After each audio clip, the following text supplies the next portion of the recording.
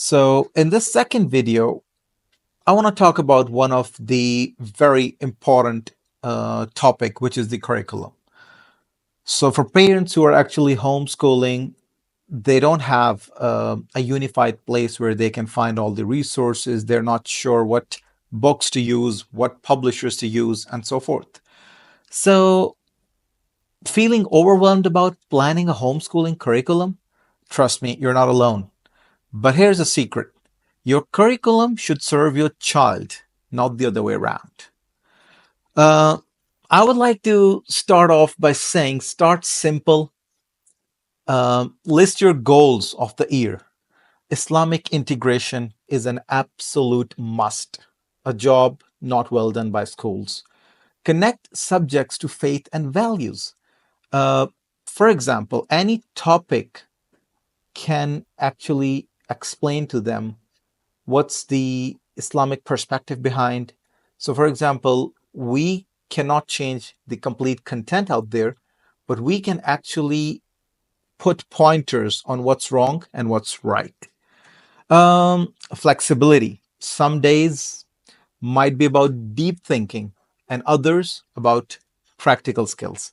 So basically, you have to give this freedom to your kid. You have to one of the biggest roles that parents have is to actually polish those skills.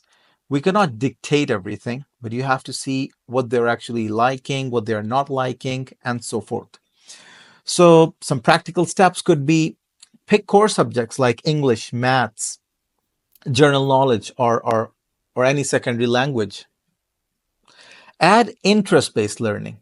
For example, some kids would be interested in exploring, different applications on the computer or laptop. Some would be more interested in the Quranic stories rather than explaining them the concept of Tawheed, for example. So whatever actually interests them, start with that. Other kids are actually very easily there, and you can gauge their interest by gamification. That's fine.